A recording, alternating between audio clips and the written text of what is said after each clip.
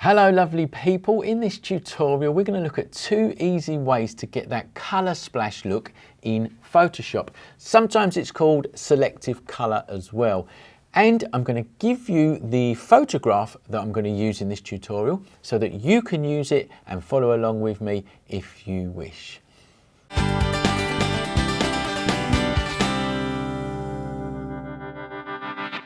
Hello, I'm Mark Newton from the School of Photography, where you are taught by professional teachers. Now, in this tutorial, we are going to look at how to create the colour splash look or selective colour look in Photoshop. It's a really cool and simple thing to do, and pretty much what it is it takes one colour in your picture and it highlights that and turns the rest black and white. So it's a really cool and easy thing to do, and I'm going to show you how to do that now. Plus you can have the picture that I'm going to use. It's in the description. There's a link in the description so you can grab this picture and you can follow along with me if you want to. Let's go straight into Photoshop. Okay, so this is the picture that we are going to use, and as you can see it's got a very bright red sofa, and that's what we're going to keep red, and the rest we're going to turn black and white. Now I'm going to show you two ways to do this, and they're slightly different but they give really good effects. So here's the first way to do it. Firstly, you're going to go to your background layer over here. You're going to right click on it and you're going to go duplicate layer and click OK like that. So now we've got the background and the background copy here. So once you've duplicated the layer, make sure you're selected on the top layer, the background copy here, and then go up to select and go down to color range. At the top, this box will appear, the color range box, and at the top where it says select, just make sure that sampled colors is there, and then on your fuzziness in this box here, type in 32, and also make sure that you have this eyedropper selected here. Now all of this should really be there by default depending on what you've done in the past, but just make sure that all of them settings are selected before we move on. Then if we come over to our image, you can see that the cursor here has turned into an eyedropper tool, and what we need to do is click on the color that we want to select. In this case, the red. So if I just click on the red sofa here, as you can see in the preview box, it's selected, or it's gone white, which means it's selected the red sofa. Now what you need to do at this stage is hold down the shift key, and as you can see a little plus symbol comes up by the eyedropper. Hold down the shift key and click a few more areas in the sofa. And then what you're doing by doing that is selecting different ranges of red. So when you're doing selective color, unless you've got a solid block of color to choose, it won't work properly. So in this case, we've got a sofa, and as you can see, there's shadows in the sofa, and there is a variation of different tones of red. So by holding down the shift key, you can select different tones of red. And if we go over to our preview box here, you can see that it's selected nearly the whole of the sofa, which is what we want. So once you've done that, you're going to click OK at the top here. And as you can see, the marching ants, which is the selection, has appeared around the sofa. Okay, again, just make sure that you've got background copy layer selected, and then you're going to add a layer mask to that layer. And down the bottom here is your add layer mask icon, and we're just going to click it like that. If we look at the mask, you can see it's created a black and white mask, and what that actually does is whatever is selected within your mask will turn white, and that means that that part of the mask will stay visible, and the black part of the mask will go invisible. So effectively what we've done is we've made the background of this image, or the background of this sofa, invisible. And I'll just prove that now by hiding the layer underneath. So if I click on this eye symbol here, which hides the layer, there you go. That's what you can see. The color selection has selected the sofa, and the mask has made everything outside of that selection disappear, and that's exactly what we wanted it to do. So let's reveal the background layer again, like that. And now I'm going to select this background layer, and I'm going to add a black and white adjustment layer mask. And we do that by clicking this icon down the bottom here, going up to black and white and clicking that, and as you can see, it adds a black and white adjustment layer mask. Now what that actually means is it's turning everything underneath that adjustment layer black and white, i.e. our background. Now you can, if you want to, start playing around with all of your settings, make it a bit more contrasty, and whatever you want to do, but I will leave that entirely up to you. For now, I'm just going to leave it on its default setting, and I'm going to close down this box like this. Okay, and now what we're going to do is we're going to tidy things up a little bit using the mask. As you can see, there are some areas, like in the dress here, where I can still see red bits here, and I might want to bring these lips out actually, so I'm going to bring them out as well. And over here in the sofa, it didn't quite select all of them colours. So we're going to use the mask that we added earlier to the top layer and tidy this up. And all you need to remember is black makes the image invisible and white makes the image visible. It's really as simple as that. So we need to select the mask that we want to work on, and that's this one up here in the background copy. I am going to zoom in a little bit using my navigator at the top here. And here you can see that it's not quite grabbed all of them colours in that sofa. So I want to make this sofa visible.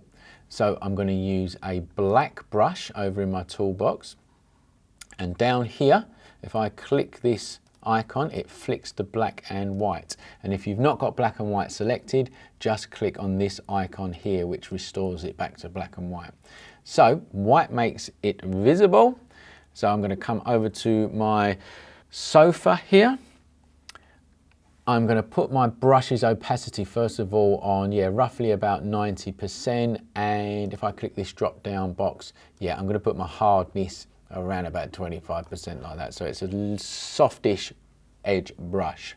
Okay, now if I use my bracket keys, I can make my brush bigger and smaller. And then all I do is paint on where I think it needs to be revealed, and as you can see, it tidies it up very nicely. And there's some areas here,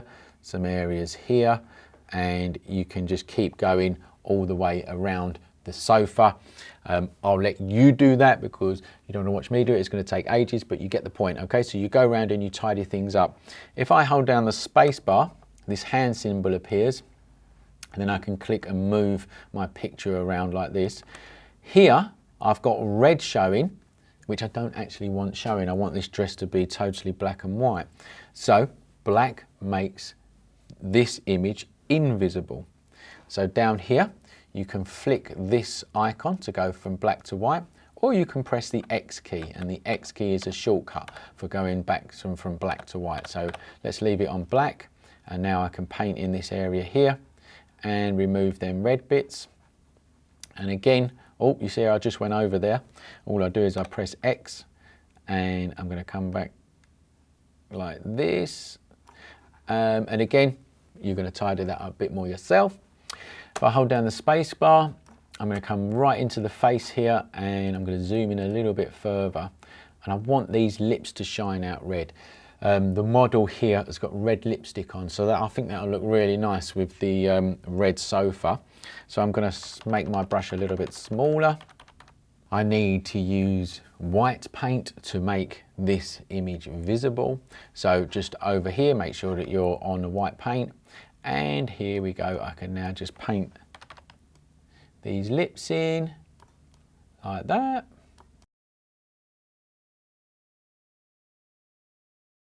Just like that. And I can see that she's actually got red nostrils, which I don't want. So let's make my brush a bit bigger. Let's press the X key to go back to black, and let's get rid of that there. And over in the ears, nice big brush. And let's get rid of these reds over here. And I'm gonna press Control and 0 to go full screen again. And that is not looking bad.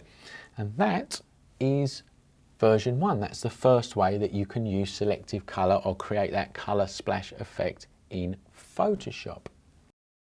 So now I'm going to show you another way to do it, which is actually even easier than this way, and it gives you a slightly different effect.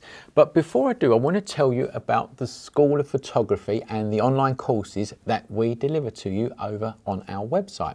Come over and check us out if you want to really learn about photography properly, or Photoshop or Lightroom or all other photography related stuff. We've also got a lot of freebies over there, so you can try before you buy. So if you want to learn photography properly, delivered by professional teachers, and we've been doing this for years, so we know what we're doing, come over and see us at theschoolofphotography.com. Okay, let's go and show you how to do selective colour in another way. So let's go to the same image again. So we've got a nice blank picture to start with. And again, you're going to need to do the same things as before, which is right click, duplicate the layer, and click OK. So now we've got two copies of the same image. And I'm going to go up to select again and down to color range again. Now last time we used sample colors, as you know, and we used the eyedropper tool, and we selected different colors across the sofa here. Well, now what we're going to do is we're going to tell Photoshop to just target the reds within this picture. And we do that by clicking the drop down box here and going to reds. Now, as you can see in this preview window here, it's grey. It's like it's not as white as it was before, and that's because it's not selecting the whole of the ranges of reds that we've got in this sofa. It's kind of blanket selecting reds, right? And that means that it's leaving some of them tones of reds in the background. And as you can also see, the body is slightly grey, which means it's going to select some of the skin tones, which might or might not give us a really cool effect. So that's what we're going to do. We're going to select the reds, only the reds at the top here, and we're going to click OK. Now you can see it's got marching ants around the sofa like it did before, but you've got to try and ignore that, because actually it's just giving you an idea of where it's selecting stuff.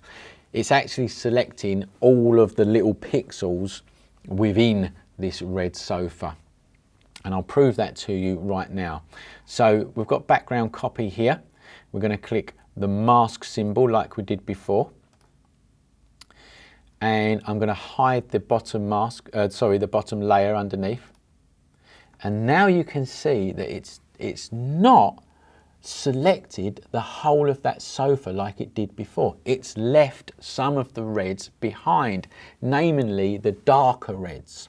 But that can give us a really cool look. So let's now reveal the background layer again. And now let's select it. And this time, again, I'm going to put a black and white adjustment layer on it.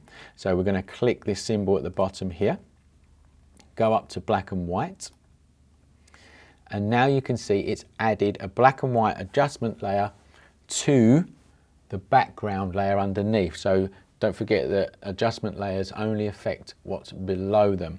So I'm going to close this box down at the top. Again, I'm going to leave it on default. Close this box down. And now let's look at this image. It's not quite made all of these reds pop out, and it's left some of the skin tones there. So it's like a muted model and a muted look, and this is a really cool look. But again, it's entirely up to you how you do this. Obviously, I'm just showing you two different ways to do it. But let's compare the two. So this is this version, and that's the last version, and you can see how much vibrant this one is to this one here. But again, like I said, it's entirely up to you. I've just shown you two different ways to do it. You choose. I actually like both of them.